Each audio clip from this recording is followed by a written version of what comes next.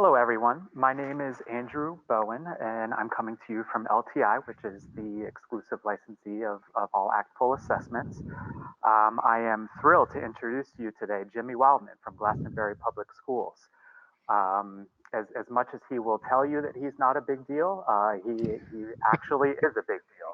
He is not only a Spanish teacher at Glastonbury Public Schools, but he is also the immediate past president of the Connecticut Council of Language Teachers, otherwise known as CT Cult. He has served as the program director and program coordinator for the Glastonbury Star Talk intensive summer programs. I didn't warn Jimmy that I was going to go through his entire resume, so that's why you see the look of shock on his face. I won't go too much farther, but he's also the recipient of several awards, including the CT Cult Pegasus Pride Award. Not only does he have those personal accolades, but the Glastonbury Public Schools as a whole, of course, have many accolades that they can speak to as a group, including, of course, the ACTFL Melba D. Woodruff Award for Exemplary Elementary Language Programs. We will, of course, as the title would imply, we are talking about planning for the AAPPL today. For those of you who are not familiar with the AAPPL, it is a 4-skill online language proficiency assessment that is geared directly towards K through 12 students. In Glastonbury Public Schools, it is used for not only students who are looking to attain the seal of biliteracy, but also to track and monitor their progress as they work their way up the proficiency scale. We will also be seeing Jimmy at the upcoming ACTFL convention in November. He is, of course, an active member of the AAPPL Educator Panel. We will have 4 other members of the AAPPL Educator Panel, as well as Arthur Chu, who was the founder of the original Seal of Biliteracy. He will be moderating that exciting event here in DC. That will be on Saturday, November 23rd from 11:30 to 12:20. And of course, during that panel discussion, we'll be going over not only the AAPPL, but of course, the Seal of Biliteracy, the origins of it, and the effect that it's having on world language and ESOL programs throughout the nation. I will not waste any more of your time with my blabbering. I will turn it over to the intelligent one, the almighty Jimmy Wildman. Please take it away, sir. Well, thank you, Andrew. And almighty is certainly not necessary, but I'm really excited to be with all of you this afternoon so that we can talk a little bit about how to plan for the AAPPL. And in this, I'd also like to talk about what the AAPPL is and how we can best use it moving forward in our own teaching every day. Let me interrupt you real quick. This is the last time. As far as questions go, if you have any questions that pop up or any comments, please insert those. You will see on the right, you will see that there is a questions tab. You can simply click on that questions tab and insert any questions or comments you may have. We are going to stop about halfway through, around 3:30, to answer questions. And then, of course, at the end, we will have a Q&A with Jimmy. Great. Okay. So one of the things I thought we would do is use a little ACTFL language as we were preparing for our session here today. So some of the things that I hope that we will all be able to do as a result of our webinar today is, number one, to talk about the benefits of administering the AAPPL, to describe the AAPPL to others, explain ways to support my students in helping to prepare them for the AAPPL, and also, obviously, based on the title of our session today, plan now for the AAPPL. So hopefully, as we go through the session today, we're going to touch on each of these 4 areas. And if you have any questions, please, as Andrew said, feel free to pop them into the questions box, and we will answer them as time allows throughout the webinar today. So the first big question we have is, why would I want to use the AAPPL? What is it, and how would I ever be able to do this in my own school and with my students? So I want to talk a little bit about what the AAPPL, why would one use the AAPPL? And the first reason that I came up with in thinking about this is, what a great way to be able to measure student learning. Many teachers across the country are asked to come up with student learning objectives where they have to articulate how students are going to show growth in their language abilities. And the Apple provides a great way to provide some actual data that can be used to help teachers and administrators help to inform best practice. The second is a way of measuring program success. Often we look at individual classes, and a teacher may look at their class and say, this particular class was able to accomplish something, or my Chinese 4 class did this amazing thing and did really, really well on the Apple. But if you use it more longitudinally and are able to look at it across multiple years, or across students year after year, if you're able to assess in one particular course or class, uh, you can get a lot of really valuable information on how to help improve your own program to make it stronger and help students move up that proficiency scale. Next is it is an external way of evaluating different methods of practice and instruction. So as a teacher, I may choose to do something one way in one class and a different way in another. By using the Apple, I can sort of help to compare my different methodologies. A colleague of mine many years ago actually tried a little experiment. We have a language lab, and one of her experiments that she tried with her 2 classes, in one class when they would visit the language lab, those students would have the opportunity to have 2 minutes to plan their speaking. And in the other class, they did not have the 2 minutes, and they were forced to speak spontaneously on the topics that they had. And so that would be a great way then, if you were able to do that in one of your classes, to see if there's a benefit to students having that rehearsed time or having to speak spontaneously right off the cuff.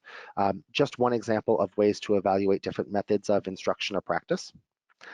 Number 4 is what a great way to celebrate and verify and validate what students can do with their language. More often than not, we as teachers tend to focus on what they can't do.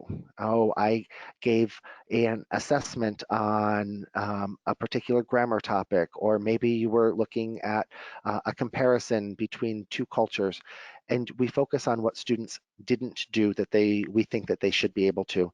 The Apple really does focus on what students know and they can do with their language, and it really is a way for them to celebrate all of the language skills that they have. So I love the fact that students get score reports at the end of the Apple, and it really does help them to feel good about themselves. And we need to do a really good job of helping to explain to students what those score reports mean. And we'll talk about that a little bit later in our webinar today. And the last is depending on where you live and what legislation is in your state. The Apple is a possible measure for the seal of biliteracy. So using the Apple can possibly get students to attain that seal of biliteracy. And what a powerful thing to be able to send students off to college with. That certificate that really states their ability of functional language use in the target language. Of course, every state's requirements are a little bit different, so you would need to make sure that the Apple would satisfy those requirements in your own state. But here in the state of Connecticut, it does serve as one of the measures for the seal of biliteracy. So Andrew talked a little bit about what the Apple was, and one of the things that I love about it is that the Apple is a dynamic online assessment. And those are my words, those are not LTI's words or AAPPL's words about it. But the Apple really does provide students with an opportunity to show all that they can do across the 4 skill areas. So the beauty of this is that you can target a specific skill area with the Apple and may choose to only assess students in that one particular skill area that school year. Or maybe it's something that you would like to look at one aspect in the fall and maybe a different skill area in the spring. Apple is available in a wide variety of languages, and they are continuing to add to this. We have some exciting news of some changes for 2020. That's just this coming spring. So some exciting changes that we're going to talk about for the Apple in the future of where this test is going. So as I mentioned, it's an online assessment, and it is really designed for students in grades 5 through 12. One of those exciting bits of information that we are going to talk about later today is that we are expanding the grade levels, and we'll be able to assess students in grades 3 through 5 with an elementary Apple. And so that's really exciting for the spring of 2020. As we also mentioned, there are 4 skill areas or components of the Apple. And the beauty is, as a classroom teacher, you get to pick and choose what skill areas you are targeting with the Apple. So each of the tests takes approximately a half an hour.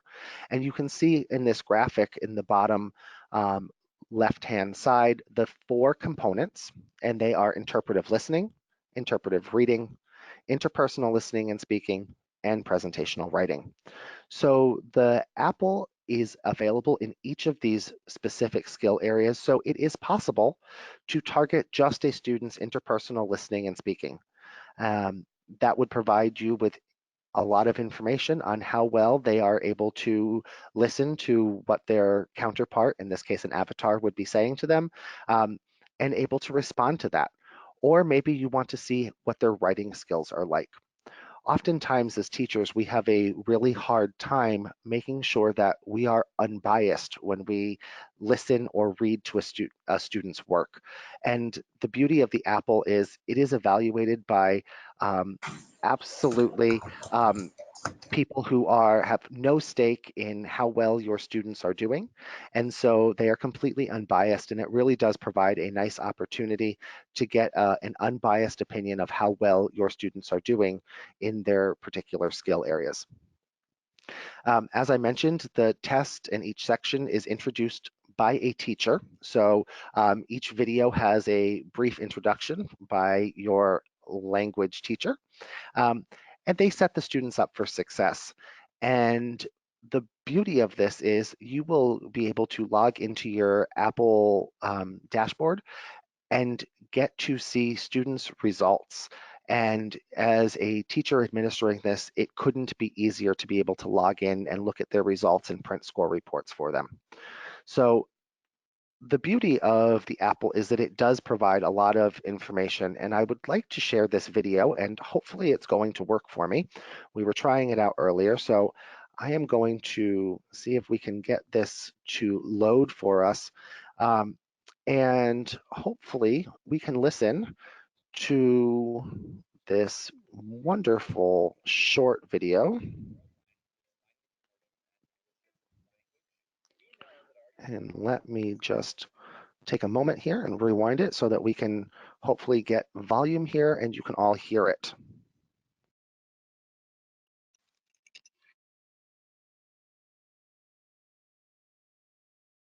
Francesco Frato. I'm the director of World Languages, Language Immersion, and English as a New Language. We know that our children, based on national assessments like the NEWAs or the MAP assessments, the state of New York 3 through 8 or Regents exams, we know that our children perform at the highest levels.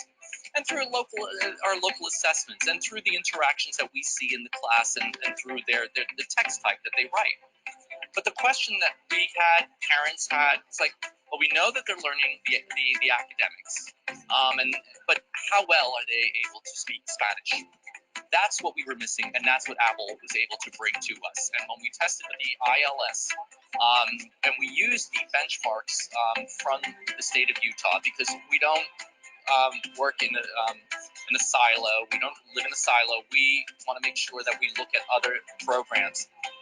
We tested all of our students and we gathered the data, and what we found was that our kids were on target and exceeded the targets. And then what we did was we had a parent proficiency night.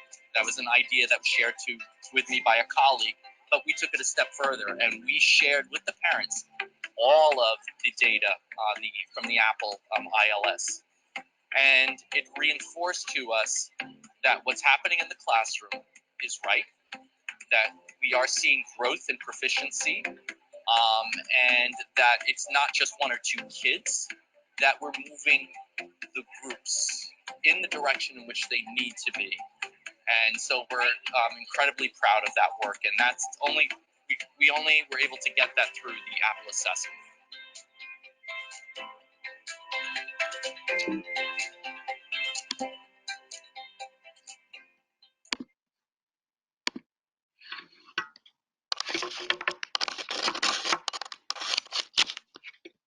All right. So,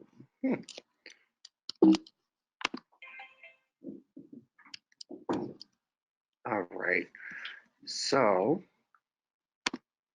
let's make sure that we can get back to our webinar here so that we can continue. All right. There we go. So I think that what Francesco talks about here is really important in terms of the impact that it can have on a program and how well we are really looking at what students are able to do with their language and how powerful to be able to share that information with parents and really help to demonstrate the learning that is going on each day in school and in the classroom, and the strides that students are able to make as they continue to move up that proficiency scale. What's really interesting is ACTFL and LTI, as ACTFL's official testing arm, offer both proficiency and performance tests. So if you're looking for a proficiency test, we're talking about both the OPI and the WPT. And the proficiency test is really a test to test what students are able to do in real world situations. These are everyday situations where any possible topic could come up. These are walking down the street kind of situations where you never know what the next person is going to ask you. The performance tasks look for students to be able to share their knowledge and skills based on what they have been learning in a classroom. So those are controlled situations where it's something that students have been studying, they have a lot of familiarity with that information and content, and they are able to describe and talk about what they have learned in pretty significant detail. Students go into a performance assessment, and if you think about a performance assessment, students go into them and they should feel very comfortable because it is what they have been studying and been preparing for as part of their class and as they start to get ready to share their knowledge and skills. So the AAPPL is a performance test, and teachers and students alike have the ability to look at the different topics that are going to be on the AAPPL. The beauty of the AAPPL is that because we sort of know what those topics are in advance and they're released every year in March for the following year, we know, or excuse me, the new test comes out in March. Those topics are released in the fall. We know exactly where we can aim to target our instruction. And the beauty of that is being able to do some backwards design and planning for what we want our students to be able to do. So this image that we have here really does a great job of sort of talking about that backwards process. Our learning outcomes, what do we want our students to be able to walk away from that particular unit with? Then we're going to talk about how are we going to ensure that they do that? What does that assessment look like? And you'll see that I have also added the AAPPL in here as a great place that we can look at what assessment may look like. The third step are those independent learning activities. What are we asking our students to be able to do on their own with their language? Then how do I get them there? What are those guided learning activities, the scaffolding that I am providing to get them there? For those of you who are familiar with the gradual release of responsibility model, this is that we do together stage, and it really does provide solid input for students to be able to start providing output. And then finally, that last step, what am I doing as the teacher? What content am I giving to my students so that they can be able to be successful? So when we look at what our learning outcome is for our unit or our lesson, depending on what we're talking about, once we know what we want to do and what those students should be able to walk away from a unit or lesson with, then we really can talk about assessment. Apple provides us with an opportunity to have an independent assessment that really does not have any tie to anything that we are necessarily doing in our own class every day. Because the Apple topics are published and available, we can go and look at those and see how they fit into the content that we're going to be giving to students and how we're going to deliver that. So I have colleagues of mine who have worked on this in the past, where they took the Apple topics and looked at what they were teaching in the units that they were going to be covering that fall. And they looked at what connections they could make to the topics that they already have in place, all of the units and cultural information that they are planning on teaching their students, and really looking at how to be able to weave some of those Apple topics and vocabulary that may go with them that students would benefit from into what they were already doing. This is not necessarily designed as something that you need to go and teach an entire unit on how to take the apple, but rather, how can you incorporate different knowledge and skills into what you're already doing, into the units of study that you already have this fall and possibly early spring, so that you can implement the Apple this year and really get to see what students have learned and how they are taking that knowledge and applying it. So the Apple is available in two test forms. We have both Form A and Form B, and we're going to talk a little bit about what that means. But there is also a differentiation in terms of grade levels. So there are currently two different grade level divisions, one for grades 5 through 8 and one for grades 9 through 12. And as I have already mentioned, beginning in the spring of 2020, there will also be an elementary version for students in grades 3 through 5. So that will be really exciting for those of us who have less programs and are looking to test students and really provide great program information, and also obviously provide information for students about their language abilities. But when we're talking specifically about elementary students, we want to make sure that the topics that they're talking about are appropriate to them. And so a topic that an 8th grader may talk about may not be appropriate for a 3rd or 4th grader. So this new test is going to really focus on the benefits of having that particular elementary subset of students. So as we talked about, there are two forms to the apple. There's Form A and Form B. And really it depends on where the targeted proficiency level for the students in the class would be. And this graphic, which is also available on Apple Central, does a really nice job of helping us to understand what form would be appropriate for our students. One of the things that we have to remember in doing an assessment like this is students have to build up to their peak performance. So we're going to start students off with some really nice, basic, easy questions, and then we're going to build upon those and really push their language level. So as you see, Form A is going to test from the novice all the way up through that I4 range. So we're talking up through a high intermediate. If you are testing students who are in their first, second year of a language study, Form A is going to be a great place to look to assess them. Form B really starts at the very top of the novice scale and will get into advanced. One thing about the apple is that it does not go very far into advanced. So students who really are showing a lot of performance are going to come into that advanced range.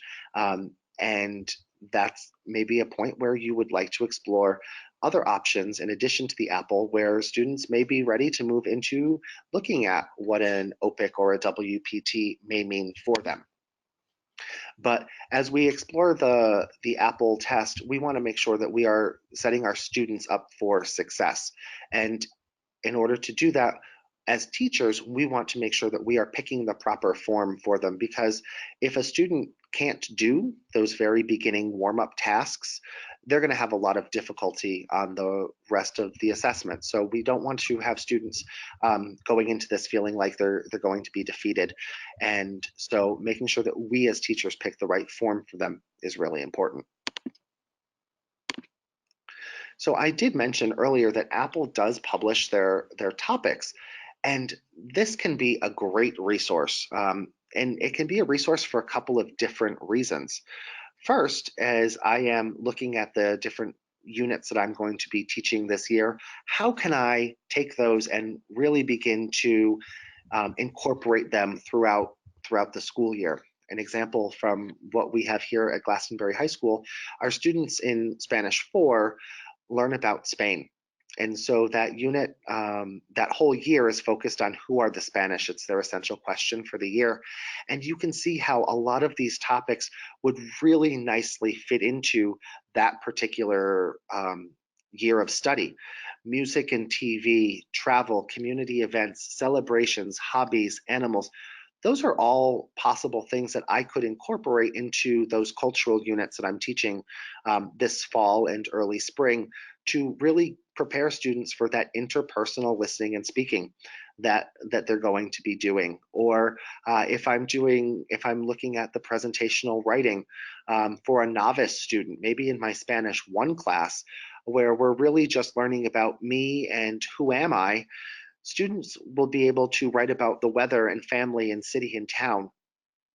And how can I take those topics and incorporate them into the cultural units that I'm already teaching this fall and early spring, and really prepare students?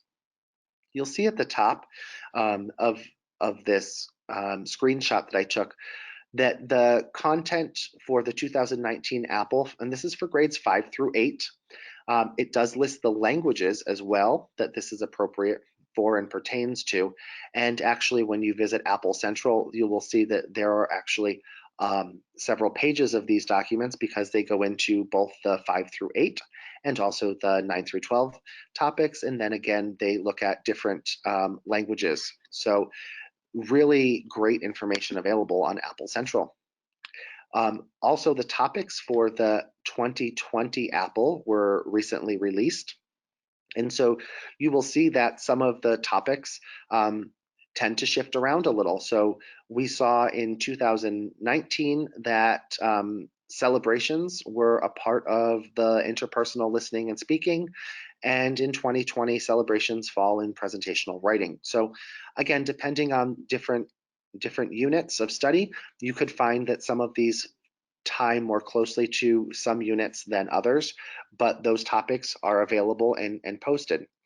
And as I mentioned before, we have the great pleasure and fortune of being able to offer an elementary AAPPL, and that will be available starting in March for grades 3 and 4 in both English and Spanish this year. So it gives our youngest learners an opportunity to show what they know and can do in the language. So it is just about 3:30. I think it would be a great time to answer any questions if we have any. It's a great time to pause. So Andrew, do we have any questions? We do. We have a couple. So first, we'll go ahead and start with what makes the AAPPL a performance test as opposed to a proficiency test? Great.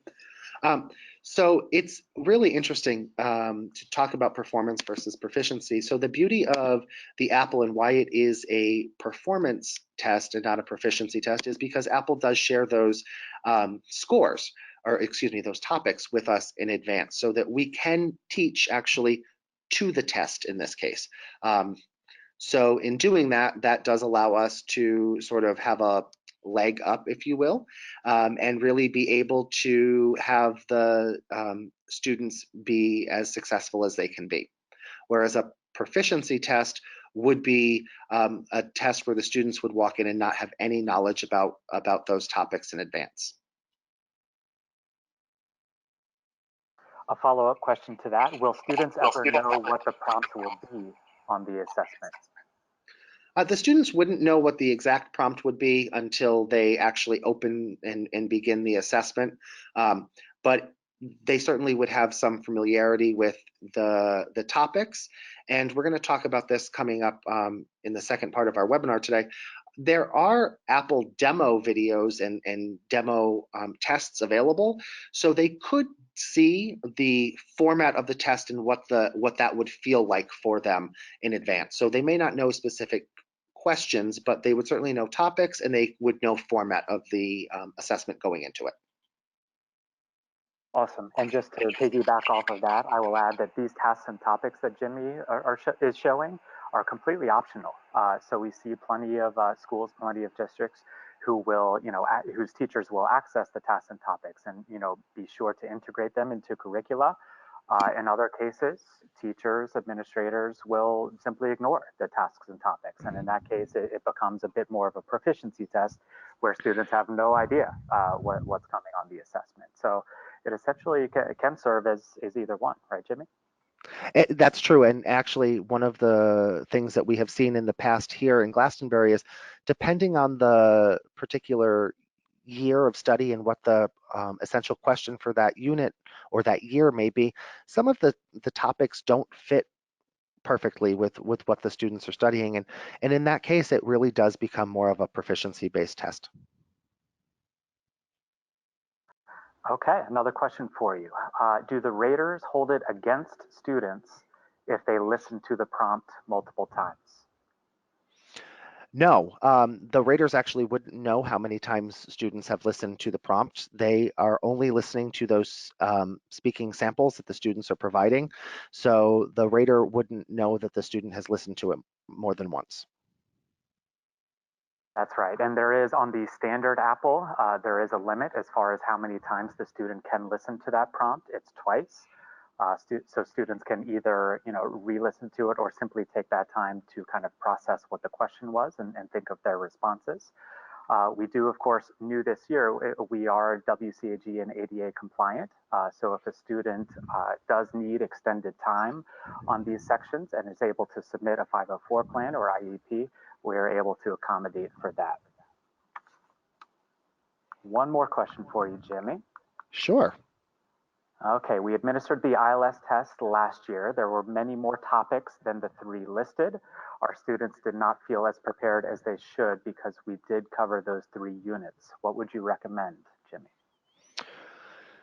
This is a really interesting question. I think that the important thing, and again, as we are teaching, hopefully our goal is always to build student communication. So different ways to just be prepared in terms of what are good strategies for and I'm going to answer this as though we're talking about the ILS.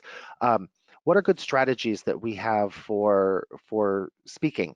Can students listen to someone ask a question, understand it, and provide an answer?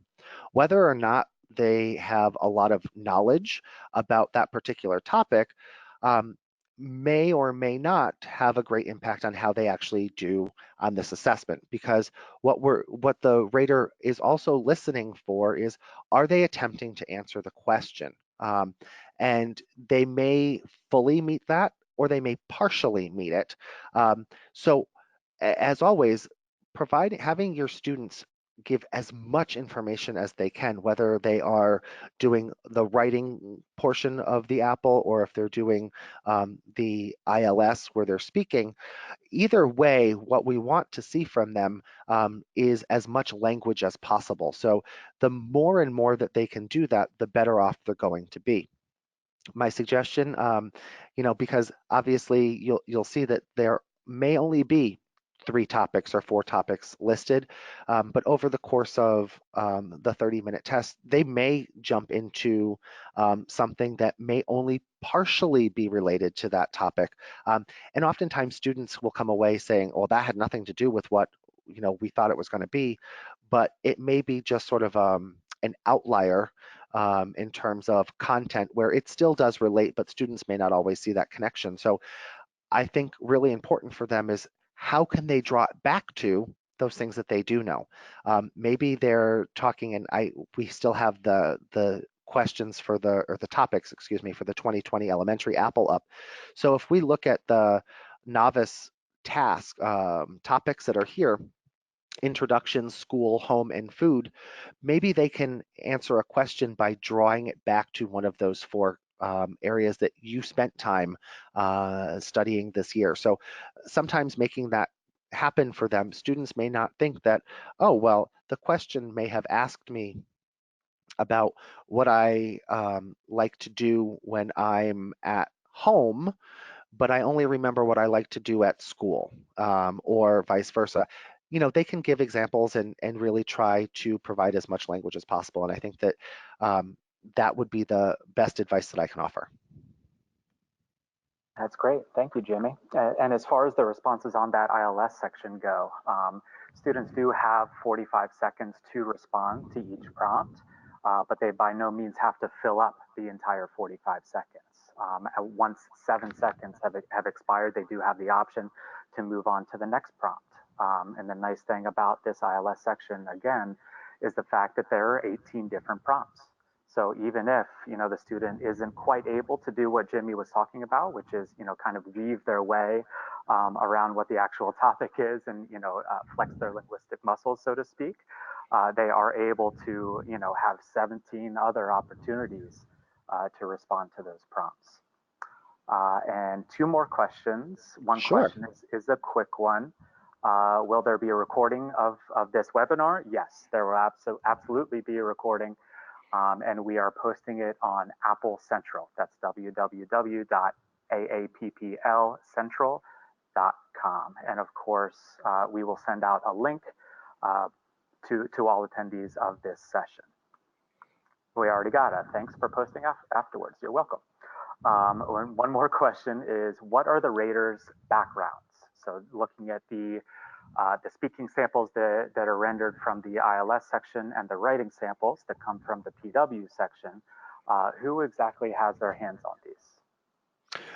So Apple does recruit raters, and they go through a pretty rigorous training program where they are required to both listen and speak, or sorry, listen and read for those particular sections. And really, what we see is that the training is quite extensive. I have not actually done it, but I do have colleagues who have done it, and so it does provide a really good opportunity for both students, or excuse me, for those teachers with some professional development for them, but also hopefully because there is a sort of standardized program in how we assess these, that scoring is as valid and reliable as we can hope for.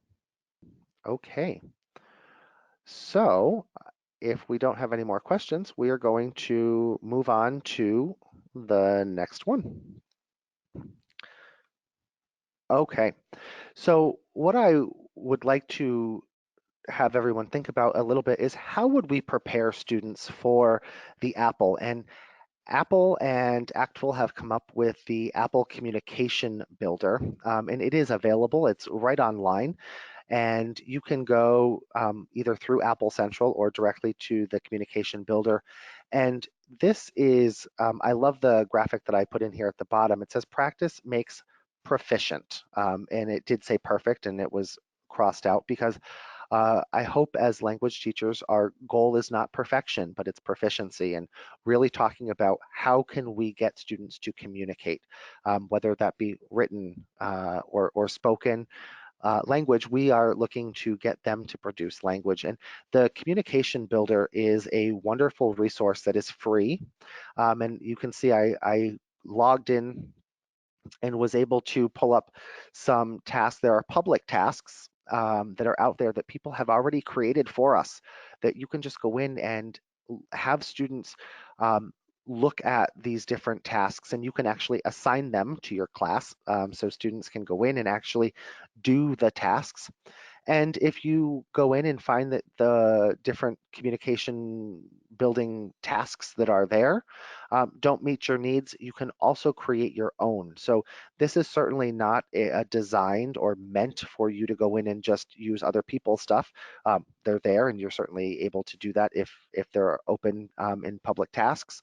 But really, as a teacher, you can go in and really design whatever you would like your students to do, and so it does provide some really targeted practice for your students. So I do have another quick video. It's only a minute and 22 seconds or so, that is actually from students. And these are students who are looking to, or who have or already taken the apple. So it really does provide us with a first-hand experience from students who have been here and gotten to experience the apple. So we're going to go ahead and switch over, and hopefully you can all hear there.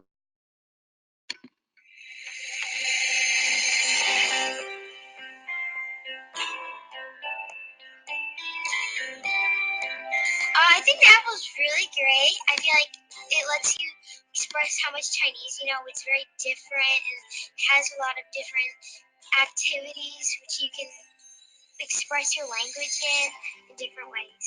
It was like a nice way to assess like what you've learned for this month. So I've actually don't remember how many times I've taken the apple at this point, but it's definitely one of the most interesting tests I've taken.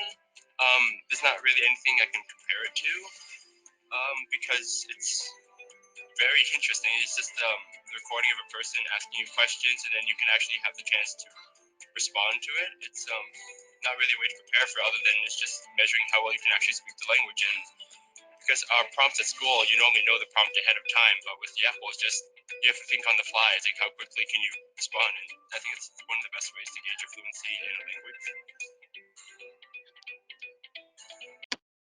Okay, so I'm personally a little biased about the video. These are actual students who participated in our Glastonbury Star Talk program, and who did go through and had experience in taking the apple. But this was completely off the cuff. The students did not rehearse for this. So those thoughts that you hear are truly their own thoughts about what taking the apple meant to them, and sort of what that experience was like. And as you can see, it really was a very positive experience for the students. So it does make it nice when students are able to feel as successful as they are. All right. Um, what is a great feature is LTI provides a demo, and this is available right at LTI's website. And you can go in and actually take a look at a sample for any of the languages that are out there with the test. And I'm actually going to go ahead and launch a new window here and have all of you take a look at this with me, because what's awesome about the Apple is that we now have the ability to go in and show students examples of what the test that they're going to take looks like.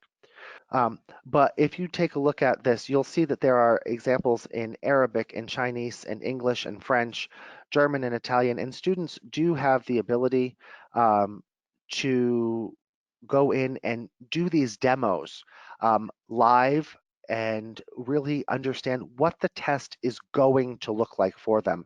Um, so if I open an interpersonal reading task here, hopefully students would be able to go through. There's the video that's here, and this is their language teacher who's going to talk to them.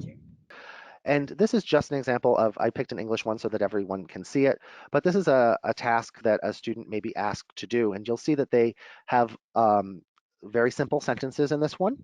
The daughters they're the twins, so we have to look at the pictures, and we can just drag that to the box and drop it, and then move on to the next one. The grandfather, he is very old, so we'd have to look and pick the correct person and put it in.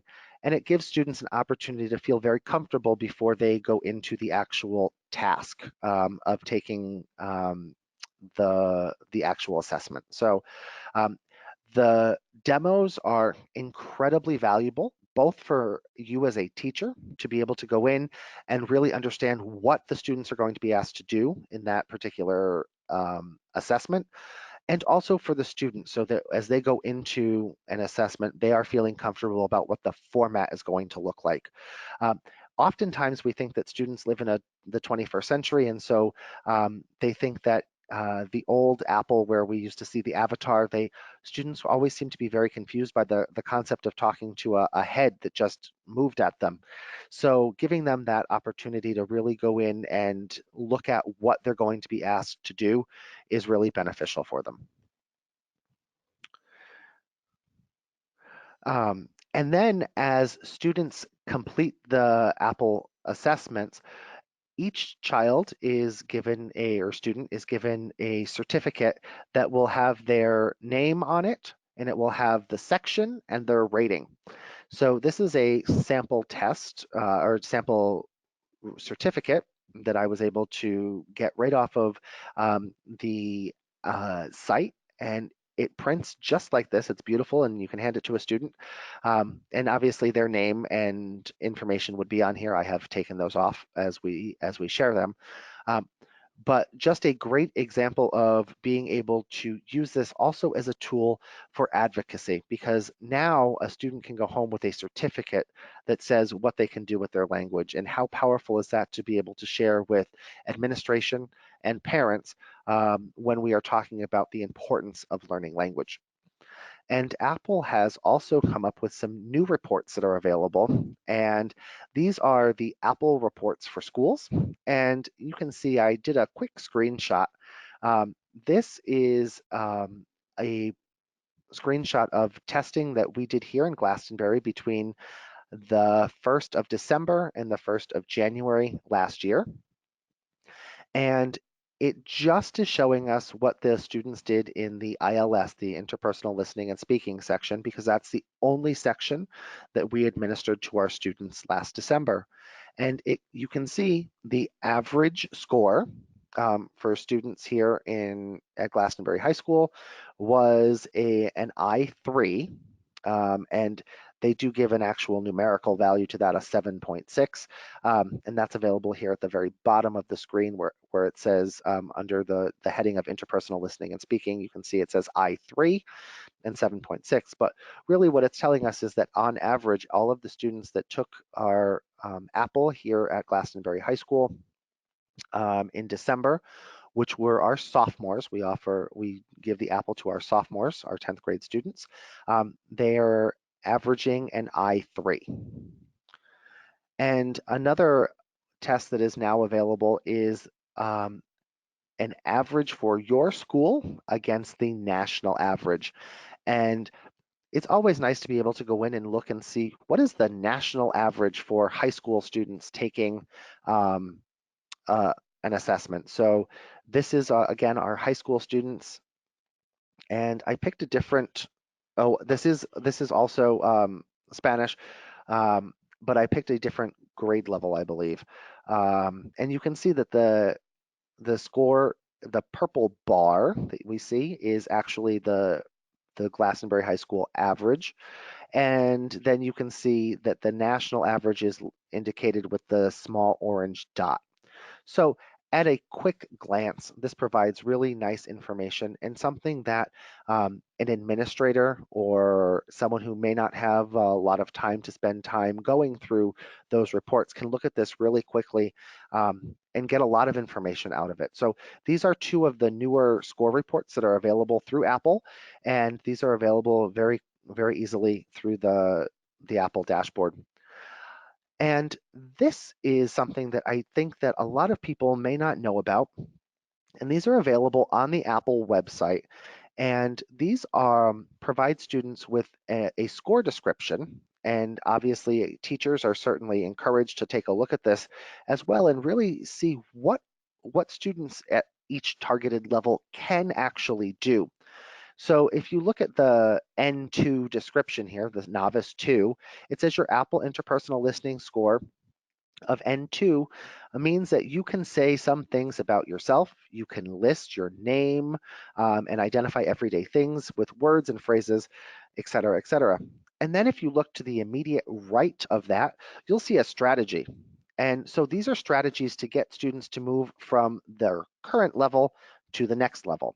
So by practicing asking more questions, on more topics and combining words and phrases into simple sentences and keep learning new words, students are going to move from that N2 to N3. And this document is available. It's right on the Apple website. It's under the scoring section. And it provides a lot of really valuable information, I think, for students and teachers alike. So Apple Central is a wonderful resource. It has a great look and feel to it. There are all of the videos that I have shown here today actually come straight from Apple Central.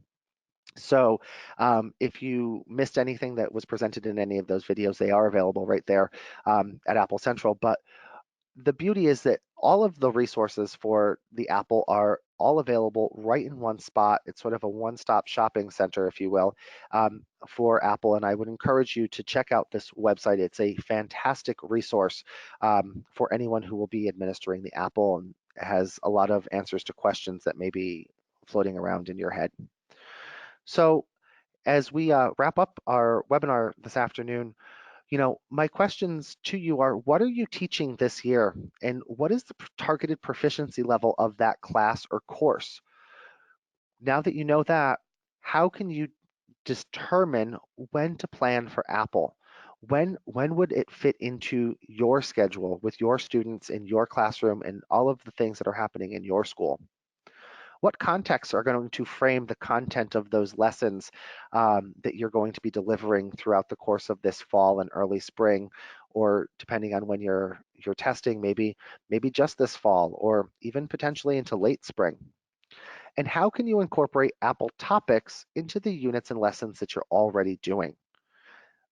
The goal shouldn't be to redesign an entire course on the fly. It should be to incorporate those topics, if you're choosing to do so, as naturally as possible. And by looking at this in a backwards model, really you have the best advantage that you're going to have in looking long range and in advocating for your students and their success. So that same backwards design that we talked about before, now we're really looking at assessment as a huge key to it. And really, how can we use the Apple to not only drive our instruction, but then to inform it? Once you get those score reports back, if you give this assessment in the early spring, you can use that information in planning for the rest of your school year. Maybe your students are actually performing better than you thought they were. Maybe they're able to do more with their language.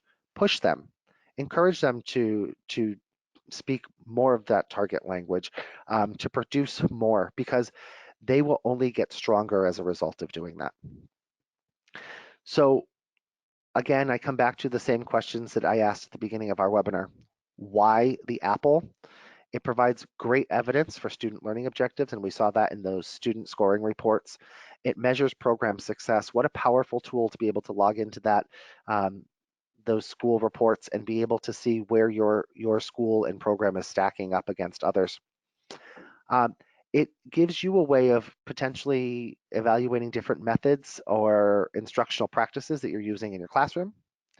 It will absolutely verify and celebrate what students can do. And my suggestion is when looking at those score reports, make sure that those students see the score descriptions as well. Those are really important for them to be able to understand what they can do with their language. And obviously, if a student is able to qualify for the seal of biliteracy in your state from taking the Apple, what an additional wonderful benefit for them. So we started with our can-do objectives for today, talking about the benefits of administering the Apple. I think we have done that. We talked about what the Apple is, and hopefully you can now describe it to others. Hopefully you are able to support students and really help them prepare for the Apple by doing those demos, by looking at the topics that are available each year, and really helping to support students. And hopefully, as a result of today, you will be able to plan now for the Apple so that you can implement it this year and have a great deal of success both in administering it and celebrating everything that your students can do throughout the year. If you have any questions, you can certainly feel free to reach out to me. And Andrew is also a great contact at LTI. Andrew, do we have any more questions? We sure do, Jimmy. Great. So we have a few questions about the languages offered, not only for the Apple, but for other ACTFL assessments. So Jimmy, if you could go back to that slide possibly of the 13 languages offered for the Apple, we've got those right there. It's actually, yeah, right there on Apple It's right Central. there. Yep. So there are currently 13 languages offered for the Apple. It has been announced by ACTFL very recently that American Sign Language will be added in 2020, which is very exciting. There is actually the release of a new assessment that is called the OPI WPT bundle that is specifically for the sealed by literacy in less commonly taught languages. So we are adding 21 additional languages to this list for the seal of biliteracy. There was a specific question about Greek. At this point, Greek is offered for the OPI, but we are constantly collecting market feedback as far as the languages that are needed for proficiency performance assessment, whether it be the OPI or the Apple, and they are of course released on a rolling basis. There was a question specifically to the languages offered for the elementary Apple. It is coming out this year, and it will be for Spanish and French only. As far as other languages to be added in the future, we have not yet announced those. One question for you, Jimmy. Let's see. Do you use scores as part of student grades in any way? If so, how so? We actually do. So we offer in administration, we don't offer, we require our students in grades 6, 7, 8, and 10 to take the Apple, and we do count those scores as part of their midterm exam. We use it as their speaking assessment for their midterm exam. So it does provide us with scores for those. We do offer the Apple also to our 5th grade students, but they don't have exams per se, so it doesn't necessarily get factored into a complete grade there. But yes, we do use it for a grade. And what we have done is we have determined a targeted proficiency level for each of our courses. So we use that targeted proficiency level as sort of the mecca, if you will, of what they need to achieve to earn that highest grade. Great, thank you, Jimmy. And actually, a tool was recently developed this past year that is called the Apple Gradulator. I will go ahead and post a link on this that allows us to convert these Apple ratings into numerical scores or letter grades. And we can actually, take those, download them into Excel format and import them right into our grade books. So if we're looking to, incorporate the Apple, whether it's as a formative assessment or as a summative assessment, that is a very easy to use way of doing that. Another question for you, Jimmy. Oh my goodness, there are quite a few very good questions rolling in. Okay, so let me go ahead. Okay. Do you have any recommendations for getting teachers on board? How have you addressed teachers who are reluctant to use the Apple? I think there are a lot of really great ways to sort of sell the Apple to teachers.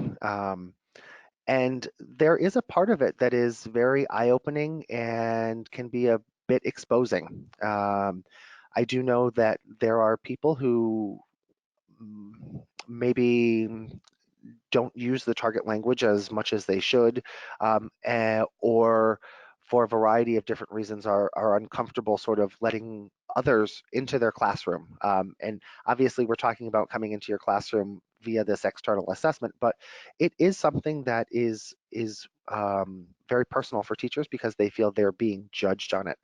I think the biggest part is really talking about um, this is to be used as a way of celebrating student success. If you can frame it like that for teachers, I think that you are able to really sort of win some of them over more easily. It's not about what you are doing in your classroom. It is about how do we celebrate what students can do with language and really be able to continue to help build their confidence and their proficiency. Um, Now, will that possibly reflect back on teachers and your colleagues? Yes, but what we're really looking at, and I think the focus needs to be, is this is what's best for students, and hopefully that's the key way of getting there. Great, thank you. We've got another question here about the seal of biliteracy. We are going to test for the seal of biliteracy soon. Are there guidelines about how many students can be tested at one time? What would you recommend? Um, I guess that would depend in terms of guidelines. For seal of biliteracy, that would depend on a case-by-case basis, state by state. But in terms of the actual testing, you could test an entire class in a language lab, 30 of them in the room together. Um, that's not a problem, and that's actually how we test here in Glastonbury. We have our students go in as an entire class. Um, and what's nice is my one suggestion is if you are doing this for the seal of biliteracy and students have to take all four parts, that you do it so that students who are doing the speaking section, for example, are all speaking at the same time, because the last thing you'd want is one kid speaking on one side of the room and everyone else on the other side of the room trying to listen or read or do something like that.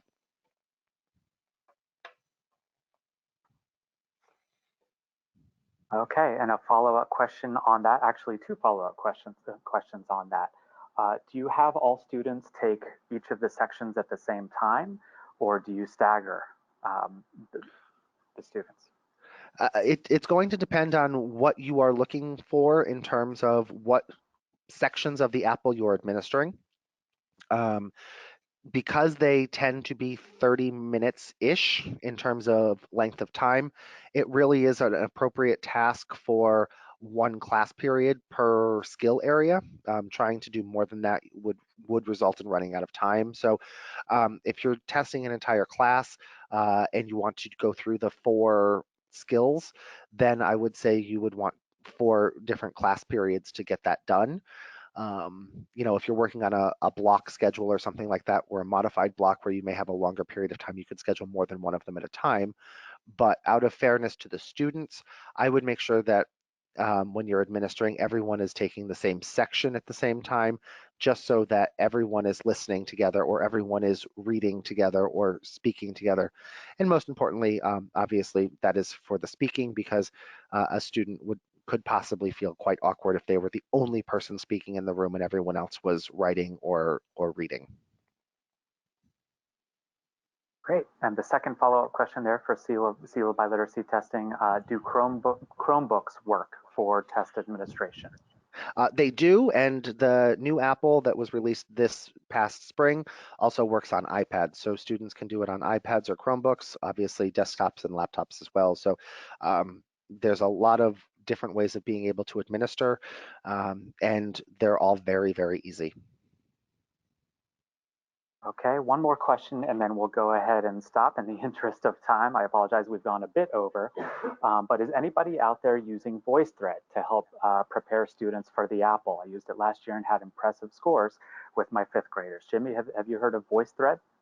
I have. I haven't used VoiceThread in a number of years, but I think the idea is great. I think it's just another platform to get students to be able to practice using language. And regardless of what that platform is, whether it's using VoiceThread or having them narrate a cartoon on Powtoons, or just simply recording a conversation in Seesaw, or whatever it may be, any practice that we're giving students is going to be a huge benefit to them. So I do think that VoiceThread or any other platform that allows students to be able to produce language and have some way of going back and listening to it. And I do think that that is really important for students, because all too often we have students record something and then we walk away from it, and students may never go back and listen to what they've said again. And it is incredibly powerful to have students go back and listen to the work that they have produced, whether it's something that they've spoken and they're going to listen to it, or something that they've written, to go back and really take a look at that, because they will find a number of their own errors in doing that, and it can be really much more powerful than getting back, if it's a writing sample, for example, red marks all over it from a teacher, where if they can go back and find it and see it and really begin to take some ownership of their own language, it can be very, very powerful for them. Great. And one more quick one. I promise this is the last No one. problem. Are there any big differences between the old Apple and the new Apple in terms of difficulty? I don't think so. I think that, the idea behind the Apple is that, they're coming in at a certain those questions are targeted to a certain proficiency level. So the difficulty shouldn't be any different than it was before. The look is going to be a little bit different. The feel is going to be a little bit different. But other than that, no, the test should be pretty similar. That's exactly it. Yeah. As Jimmy mentioned earlier, the content for the apples refresh every single year on March 1st by AAPPL. But as far as the difficulty levels go, those do not change. We are able to use Form A or Form B if we're looking to, focus on specific ranges of sublevels. But the transition to this new, upgraded platform to HTML5 really enabled us to have those accessibility features, enabled us to administer on Chromebooks and tablets. There's really no difference as far as the degree of difficulty goes. And again, in the interest of time, I will go ahead and stop it right there, although I could go on for hours. Thank you very much, Jimmy Wildman. We will very much look forward to presenting with you at the AAPPL convention this year here in the beautiful Washington, D.C. Of course, this is our 6th LTI webinar. We have a webinar on implementing the sealed by literacy in both public and private schools, using data as a catalyst for a shift towards proficiency. And all of these webinars are available right where Jimmy has it right there on applecentral.com. And of course, that's exactly where this one will go as soon as we're able to wrap up the recording and send it along. Thank you very much once again, Jimmy Wildman, and we will very much look forward to not only the AAPPL convention, but the upcoming webinars in which we'll be able to continue with this series. Great. Thank you all.